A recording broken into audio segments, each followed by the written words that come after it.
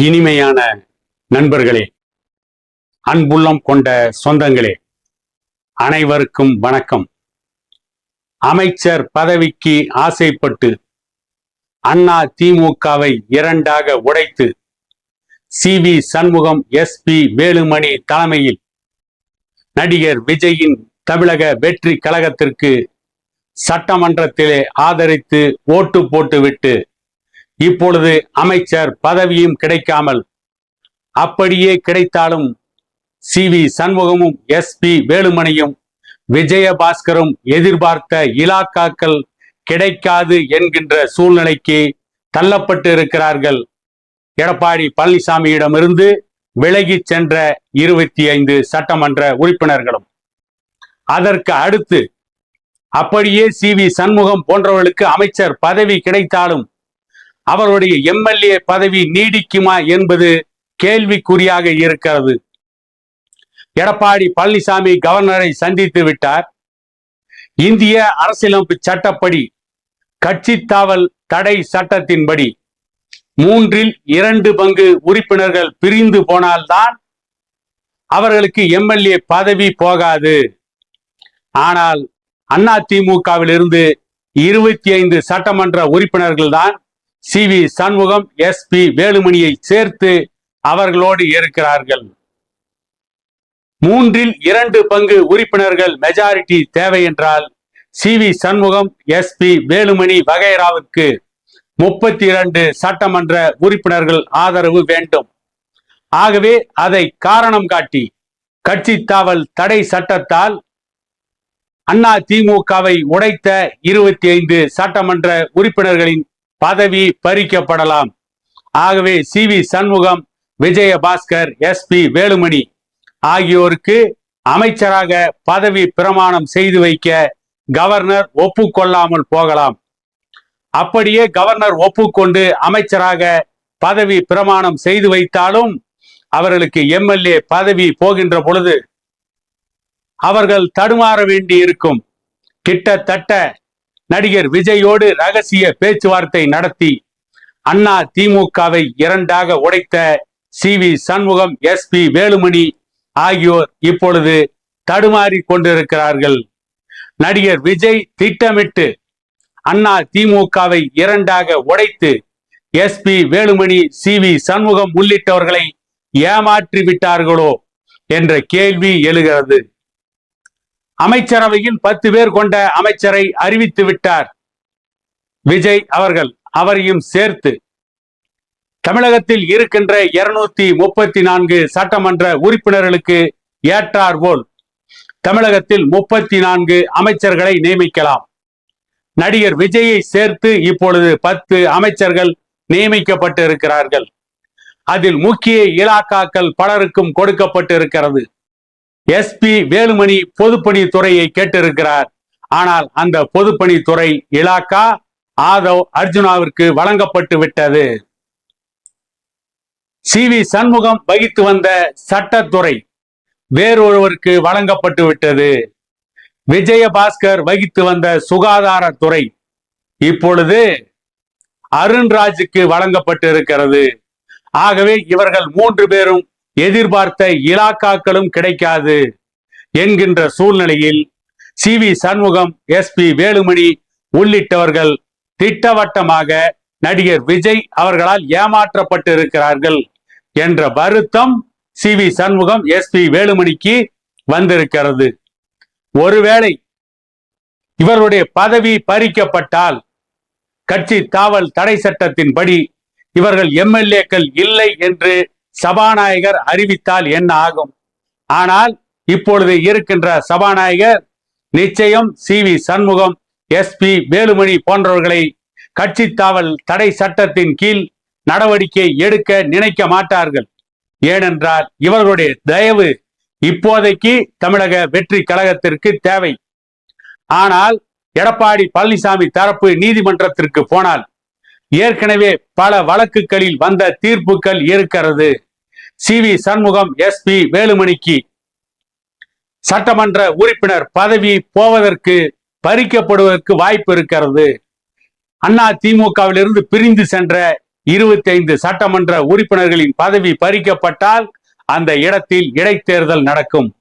அந்த இடைத்தேர்தலில் தமிழக வெற்றி கழகம் போட்டியிட்டு அறுதி பெரும்பான்மை பெறலாம் என்று தமிழக வெற்றி கழகம் திட்டமிட்டிருப்பதாகவும் ஒரு செய்தி இருக்கிறது. ஆகவே நடிகர் விஜயும் அவருடன் இருப்பவர்களும் பதவி ஆசை காட்டி சி.வி. சண்முகம், எஸ்.பி. வேலுமணிக்கு பகடை உருட்டி விட்டார்கள்.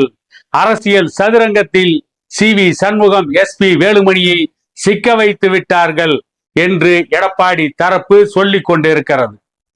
ஆனால் எப்படி பார்த்தாலும் இனி எஸ்.பி. வேலுமணி, சி.வி. சண்முகம், விஜயபாஸ்கர் போன்றவர்களுக்கு அவர்கள் எதிர்பார்த்த இலாக்காக்கள் கிடைக்காது.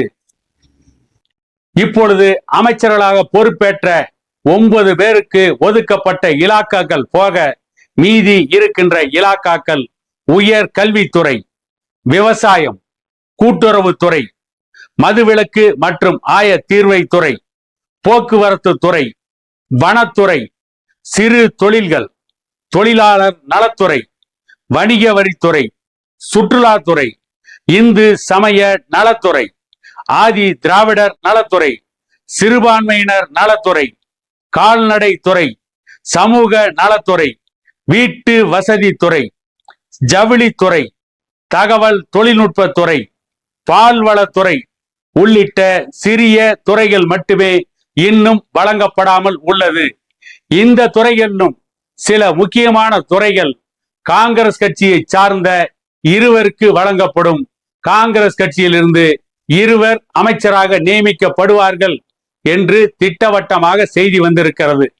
ஏனென்று கேட்டால் காங்கிரஸ் கட்சி தான் நடிகர் விஜய் தத்தளித்த பொழுது முதலாக திமுக கூட்டணி விட்டு வெளியேறி நடிகர் விஜய்க்கு ஆதரவு கொடுத்தது. ஆகவே அவர்களுக்கு ஒதுக்கிய முக்கிய இலாக்காக்கள் போக சி.வி. சண்முகம், எஸ்.பி. வேலுமணி, விஜயபாஸ்கர் போன்றவர்களுக்கு சரியான இலாக்காக்கள் கிடைக்காது. ஏற்கனவே நடிகர் விஜய் வாக்குறுதி கொடுத்தது அண்ணா திமுகவின் அதிருப்தியாளர்கள் சி.வி. சண்முகம், எஸ்.பி. வேலுமணி உள்ளிட்டவர்களுக்கு 6 அமைச்சர் பதவிகளும் 10 பேருக்கு வாரிய துறை தலைவரும் கொடுப்பதாகத்தான் ஒரு ஒப்பந்தம் போட்டார்கள்.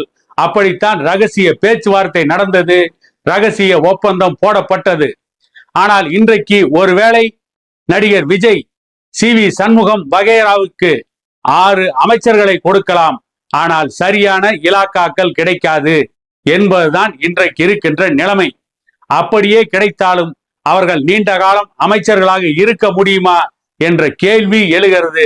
சரி, அமைச்சர் பதவி போனால் போகட்டும், எம்எல்ஏவாக நீடிக்க முடியுமா என்று பார்த்தால் அதற்கும் வழி இல்லை என்றுதான் சொல்லப்படுகிறது. என்ன நடக்க போகிறது தமிழக அரசியலில்?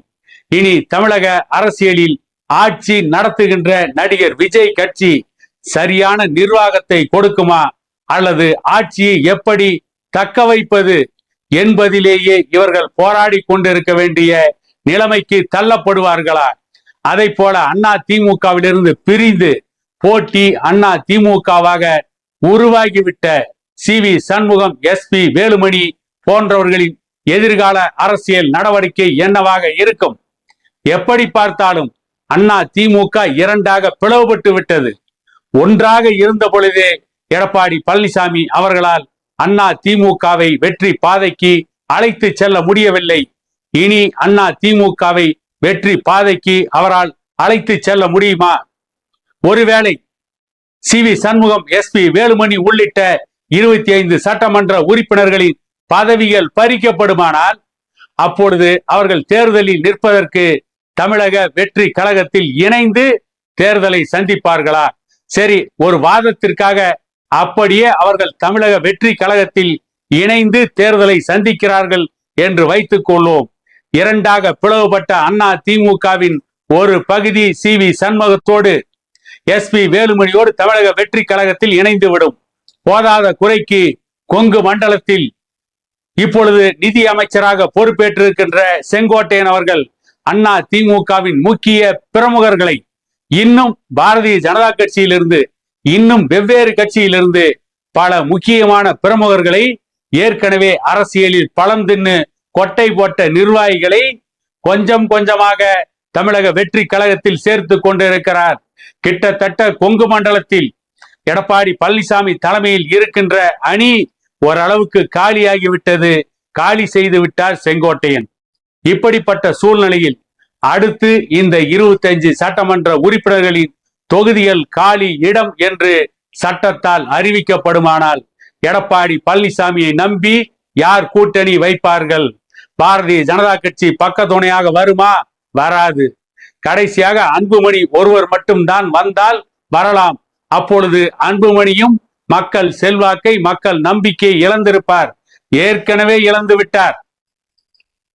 வன்னியர் சமூக மக்கள் திமுகவின் மீது கொண்ட எதிர்ப்பின் காரணமாக அன்றைக்கு அன்புமணிக்கு ஓட்டு போட்டார்கள்.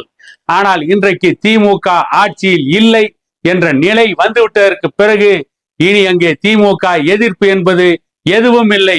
ஆகவே அன்புமணிக்கும் வன்னியர் சமூகத்து மக்கள் அவர் எதிர்பார்ப்பதை போல ஓட்டு போட மாட்டார்கள். ஏற்கனவே பாட்டாளி மக்கள் கட்சி வாங்கிய 5.4% ஓட்டில் 2.2% மட்டும்தான் அன்புமணி வாங்கி இருக்கிறார். மீதி ஓட்டுக்கள் திசை மாறிவிட்டது. அது எங்கே போனது என்று ஆய்வு நடத்தி கொண்டு இருக்கிறோம். இப்படிப்பட்ட சூழ்நிலையில் எடப்பாடி பழனிசாமிக்கு மிகவும் மோசமான நிலைதான் ஏற்பட்டு இருக்கிறது. மிகப்பெரிய பின்னடைவை சந்தித்துக் கொண்டு இருக்கிறார். இனி எடப்பாடி பழனிசாமியோடு கூட்டணி வைக்க எந்த கட்சியும் வரமாட்டார்கள். ஆகவே இப்பொழுது அண்ணா திமுக கிட்டத்தட்ட மோசமான பின்னடைவை சந்தித்து விட்டது என கூறிக்கொண்டு மீண்டும் ஒரு காணொளியில் உங்களை சந்திக்கும் வரை உங்களிடமிருந்து விடைபெறுவது உங்கள் எடப்பாடி துரைசாமி.